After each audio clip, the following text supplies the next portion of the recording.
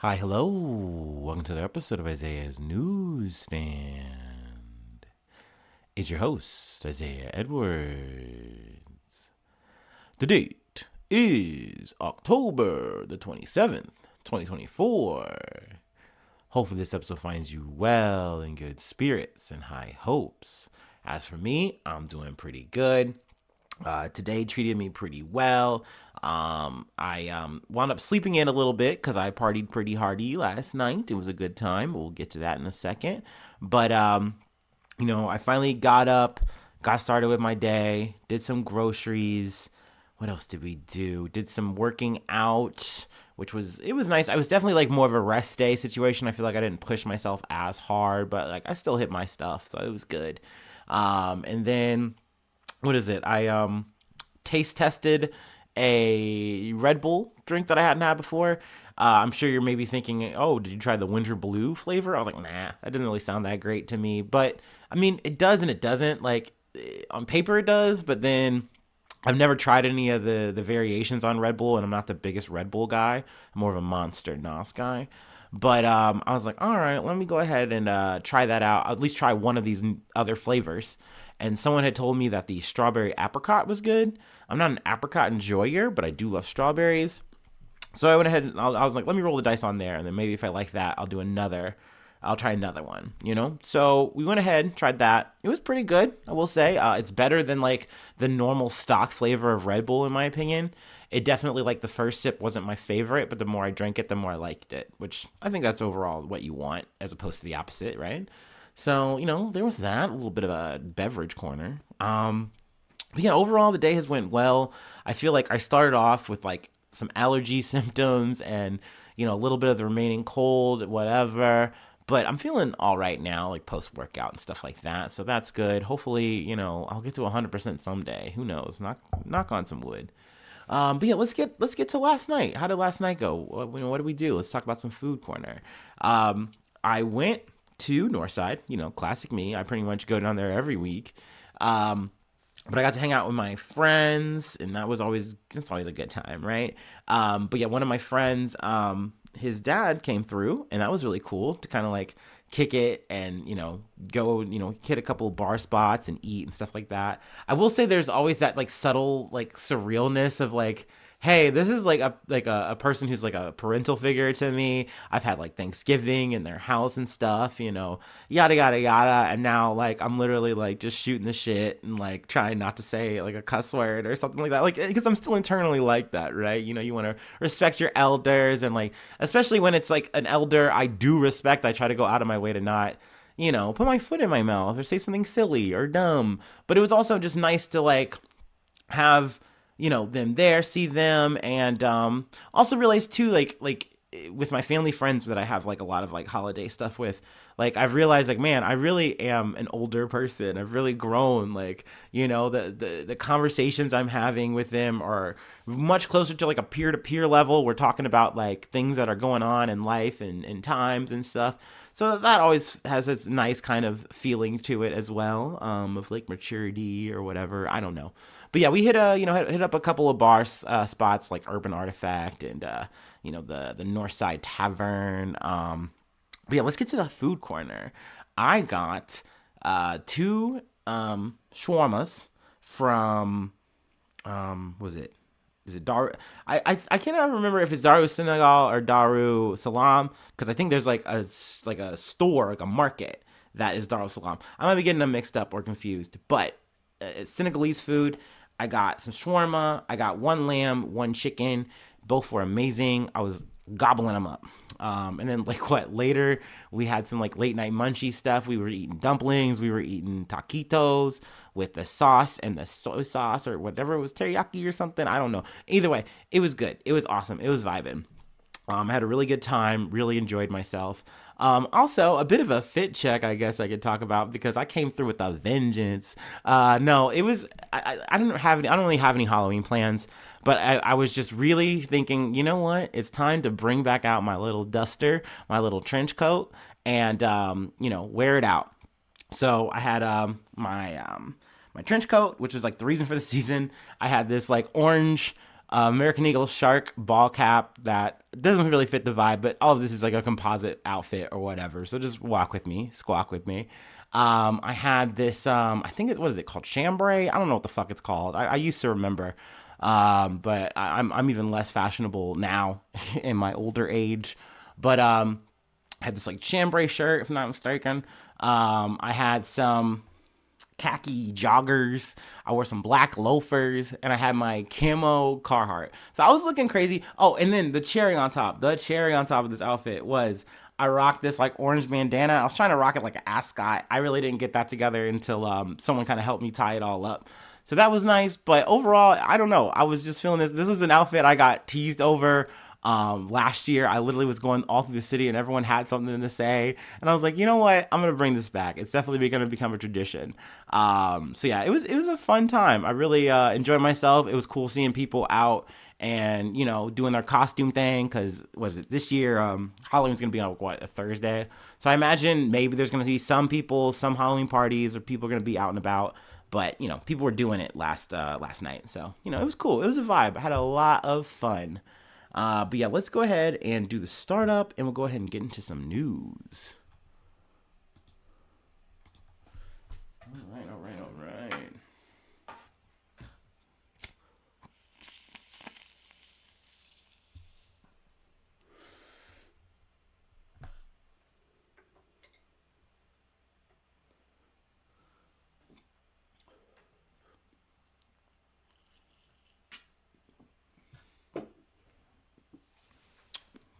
Ooh. All right. Excuse me. From Reuters, Georgian president calls for protest after ruling party wins disputed election. Excuse me. Georgian president Salmon Zal, I'm going to totally butcher this, Zorabichvili called on Sunday for people to take to the streets to protest the results of Saturday's disputed parliamentary election, which the Electoral Commission said the ruling party had won. The Georgian Dream Party cinched nearly 54% of the vote, the commission said, as opposition parties contested the result and vote monitors reported significant violations. Zora Beaches, I don't even know how to attack this name right now. I feel like I can say Salmon, so we're just going to try to say that for the rest of it. Salmon, a former Georgian Dream ally turned fierce critic of the ruling party, said she did not recognize the results and referred to the vote as Russian special operation. She did not clarify whether she believed Russia had a direct role in the elections. It was a total fraud, a taking away of your votes, Salmon said. Salmon to reporters, flanked by Georgian opposition party leaders. Salmon called on Georgians to protest in the center of the capital, Tbilisi, on Monday evening to announce to the world that we do not recognize these elections. The results, with almost all precincts counted, were a blow to pro-Western Georgians who had cast the election as a choice between a ruling party that has deepened ties with Russia and an opposition aiming to fast-track integration with Europe. So they are trying to get into the European Union. I believe they're one of 9 or so countries that are trying to do that. I know like Moldova recently did. I don't think we really covered that, but it is relevant. And Georgia is on track to do that, but you also have the situation with the Georgian Dream Party. Essentially, they're trying to do the opposite. They want to get closer to Russia and strengthen ties in that way. They also kind of, I don't want to say kind of, they have more or less alt-right, highly hyper-conservative, whatever, policies, very anti-LGBTQ stuff, very anti-immigration, so it's that kind of vibe. It's that kind of energy. So for me, I believe that there's, interference afoot or whatever, but I can also believe, especially as an American, when you kind of can see this portrayal of like, no, we want to kind of gravitate, like there are people who want to gravitate towards that, which is very scary. It's very daunting, but it's something I've covered before here. I feel like when I look internationally, when I look at the world, from a bird's eye view, you see this strange bent to like want to be socially conservative, despite the fact that we're supposed to be this modern society of like realizing like, hey, no, we need to be better. We need to treat each other better. We need to be more like equals. And it's like, nah, we could just like kick everybody out and try to be this old vanilla, quote unquote, traditional versions of ourselves. Why don't we aim for that? Why don't we embrace tradition? And it's like, no, man, you need to grow. You need to move forward. But that doesn't seem to be the case in Georgia, or at least there's a bit of a schism. But let me keep reading here. The group said the alleged violations include ballot stuffing, bribery, voter intimidation, and violence near polling stations, which could have affected the result, but stopped short of calling the outcome fraudulent. So, I mean, those are definitely lofty allegations. That's pretty heavy. But, I don't know how substantiated they are. Not that I'm, trying to defend any Georgian Dream or any potential like Russian interference. I have no fucking idea. I'm just kind of going off of what I'm reading here. But at the same time, I know that the Georgian Dream this is their fourth term in office.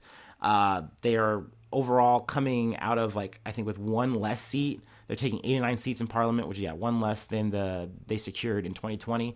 So in a lot of ways, like I can, say, okay, yeah, there probably is voter interference here, maybe. But you could also say that maybe this is just the continuation of, once again, kind of what these people might want, which is, once again, very unfortunate, but it might be the case. I don't know. Let me see.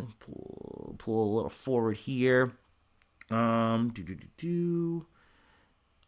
The Electoral Commission did not respond immediately to requests for comment, but on Saturday held a fair and free election, or a free and fair election. Prime Minister Irakli Kobahisdi said the observers' conclusions showed there was no doubt about the election's legitimacy. Though, I mean, I think there are people who are in Georgia, politicians who are saying like, no, we think this is all kind of bollocks. We think this is all kind of, there's something sus afoot. Let's see here. Was there anything else I really wanted to cover? No, I feel like, we already talked about Moldova. Getting approved for its EU ascension in a vote that Moldovan officials said was marred with Russian interference. So, I mean, this might just be a running motif, which also wouldn't surprise me that Russia is trying to do everything it can to, like, stop, any kind of, social migration cooperation with the West, because that inevitably is going to be very bad for them. You know what I mean? And I personally get that because I'm, even though I live in the West, I wouldn't say I'm the biggest fan of the things that we do as a Western culture, as an overall whole. I know I'm kind of lumping myself in there with with Europe, but as a hegemony, I feel like we all kind of move the same, sadly, in this imperial core that wants to protect itself at all costs, at all means. But that doesn't mean that, once again, I'm rooting for Russia or anything like that. So, tomatoes for everybody.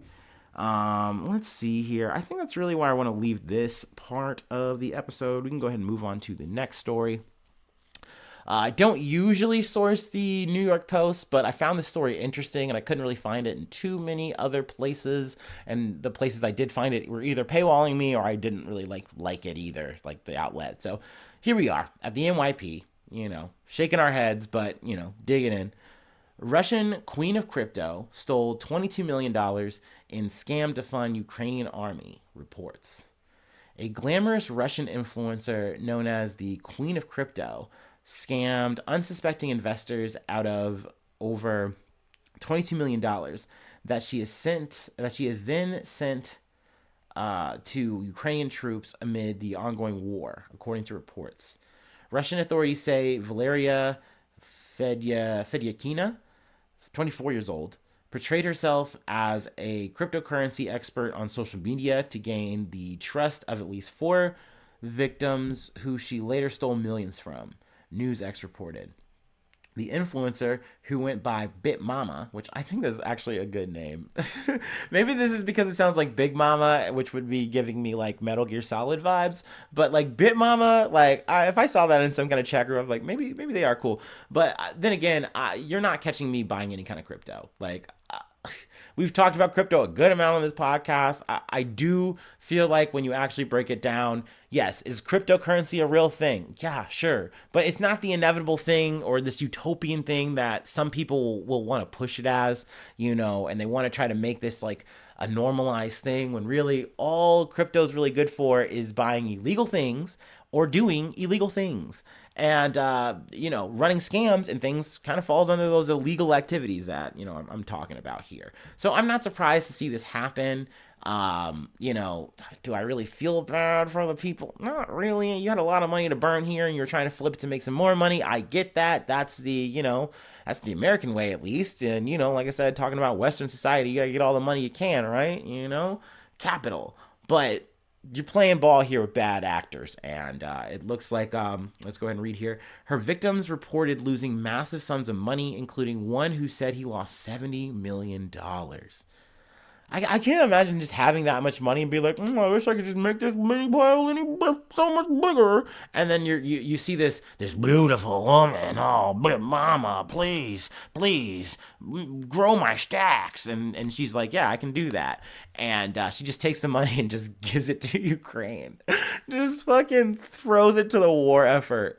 Which, I mean, that's I guess that's some G shit, you know what I mean? She said, hey, I'm gonna fucking make some shit move for my country. She said, I'm a Slava Ukraine for real, okay? And she made it happen. So I mean, kudos to a grifter, I guess, a grift goddess. And once again, y'all know I love covering a good scam. I hate to say it, but they are fascinating to me. They are very interesting to me to see someone just amass money.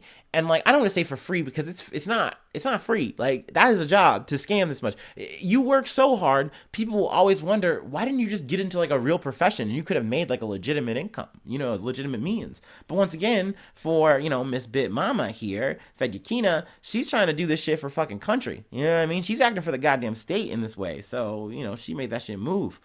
Let's read a little bit more. After completing their investigation, police said Fedyakina managed to steal about $22 million in just 2 months. Police said Fedyakina carried out the scam by convincing investors to transfer their money to Dubai crypto to avoid banking restrictions. Ooh, it's just so fluid, no friction. But you know what? Those restrictions are there for the government, sure, but also for your safety. So when you hop, skip, and jump around them, guess what? You're kind of just rolling some dice here. You're kind of playing with your money, and sometimes you get played. Let's see. The victim said she then promised them a 1% bonus on the cash that they sent her once it had been converted into crypto. However, the cash quickly vanished as Fedyakina funneled it into Ukraine's armed forces to help in their fight against Russia's invasion. Fedyakina was arrested in September of 2023 while trying to leave Russia on a flight to the UAE and placed in pretrial detention. That's crazy that she's funding an effort to thwart Russia, right? But then is in Russia. That's crazy work, if you ask me. She's so bold. That's so brazen. But I mean, it caught up to her. So now she's in the clink. Let's see. She's expected to be formally charged next month and faces up to 10 years in prison if convicted, the report said. At the time, she was 6 months pregnant, but the court refused to give her a lighter punishment of house arrest. She was forced to return to detention after giving birth in a special maternity hospital. Fedyakina's defense denied the claims of fraud and told Russian media she supports the country's invasion and is ready to donate funds to support Moscow's military. Oh, she's slippery. She's like, look, dude, I'm a free agent, baby. I was just making some moves for alleged, whatever. I don't even know if I did that, but like, I can help you. I can help the motherland. I can help mother. That's so interesting to me. But I mean, I'm sure that's probably not going to get her anywhere. Her lawyers also claim that she was a victim of a conspiracy and had used her own funds to pay. Oh, sorry, I got a fucking ad in the way. God damn you. Used her own funds to pay the clients who she says never paid her back. So, I mean, cool, likely story. Awesome. Yay. Anyway, best of luck. Let's go ahead and move on to our last story. I was going to try to keep it short, but I can tell I'm just kind of yapping it out. Our last story is going to come from CNN, and this came from a conversation that I was having with my friends last night, and we were on the subject of art. And this came up because I was talking about like, hey, I love talking about news, I love talking about yada yada yada, and it got brought up about this viral piece of artwork, and we got in a whole discourse about it. So let me go ahead and take my last break, and we'll go ahead and close it out.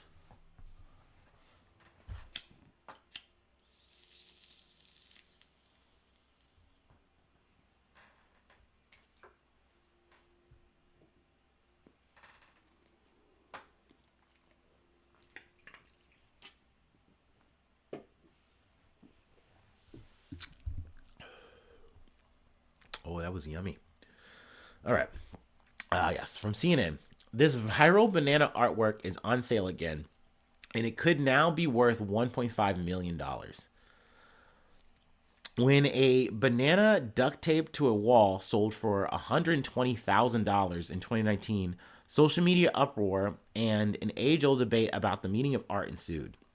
But artist Maurizio Catalan Mauricio Catalan's viral creation titled Comedian may yet prove a sound investment. On Friday, auction house Sotheby's, which I'm sure I'm pronouncing wrong, but who cares, announced that one of the artwork's 3 editions is going back on sale, this time with an estimate of $1 million to $1.5 million. For their money, the winning bidder will receive a roll of duct tape and 1 banana, as well as a certificate of authenticity and official instructions for installing the work. Sotheby's confirmed to CNN that neither the tape nor, thankfully, the banana are the originals.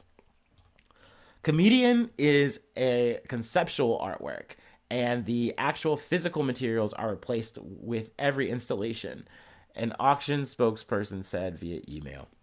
Catalan and French art gallery Perotin made headlines around the world 5 years ago when they displayed Comedian with a 6-figure asking price at the Art Basel Miami Beach Fair. The original was created using a banana brought in a Miami grocery store, though the gallery said it could be replaced as per the artist's instructions. The art world was split on the work's merits, though some critics say it was rooted in a rich tradition of conceptual works, dating back to Marcel Duchamp's famous mounted urinal. That question the art of value, the value of art itself. I'm sorry. Crowd soon formed, with fair attendees lining up to see the viral installation.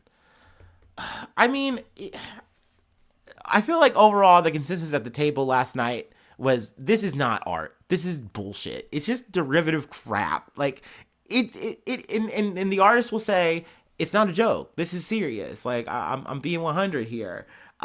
He said he calls the viral installation a reflection of what we value.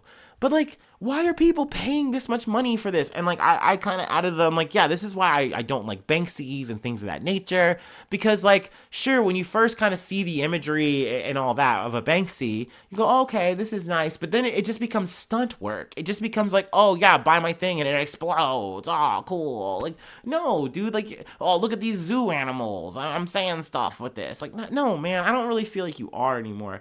But this is like even worse to me because like you're just literally duct taping a fucking banana to a wall. And like I guess like the full thing is it's like a portrait. It's a really big long portrait that it's unnecessary. It's just a bunch of space. But I think in at least 2 of the versions of this installation, the banana has been consumed. There was one point. Oh, I'm trying to think. I think I skipped over it. Where a person, he was a performance artist. Here we go. Events took an unexpected turn when performance artist David Datuna grabbed the banana from the wall before peeling and eating it in front of hundreds and stunned fair attendees. He later defended the move as an artistic performance in its own right, not an act of vandalism. And see, now I hate it even more because now you have this performance artist who's like coming up and essentially saying, ooh, okay, I'm gonna eat the banana. And it's like, no, man, this is like Shia LaBeouf with a fucking bag over his head, like sitting around crying. I don't need this. I didn't ask for this. Why are people paying money to do this? And see that, like, boo, boo. I got a tomato for you. That's what I have. No, bro, like I don't dig it. And then this happened again in South Korea where I believe a student came up and ate it, and he then put it back up, like the rat or the peel, and his excuse for it was like, well, I was hungry. And it's like, that's kind of funny, ha ha he he ha ha ha ha ha, but it's not really, and it's dumb. And I mean, at least, hey, congratulations on not being a performance artist and just being funny. That's way better than the fucking Datuna, in my opinion. But like, I don't dig any of this, honestly. It just seems like a fucking joke, so that's what drives me to want to talk about it. Like, this is the kind of art that I wish people would protest. Like, don't get me wrong. Like, yeah, I want to fight climate change and all that shit, but why are you trying to pour fucking tomato sauce on Mona Lisas? Pour tomato sauce on this shit. This stupid shit. Please fart on this. I don't protest this stuff, man. If you're gonna protest any art, man, I think this is the shit that you should do it to. But hey, that's just how I feel about the matter. I mean, by all means, chime in, sound off. If you defend the comedian, if you defend comedian and defend comedy, defend this art, by all means, I accept that. It's just not for me. It really was just like it made me laugh, and then I looked at it like, this is dumb. This is really dumb. And I guess more people are going to do this in future, probably. You know what I mean? Just to try to make some fucking money. Like, boo. But yeah, that's really all I have for today. We'll call it an episode there. Let's see. Thanks so much for tuning in. Thanks so much for being a friend. And hopefully I see you soon for some more good news. I love ya. Bye-bye. Mwah.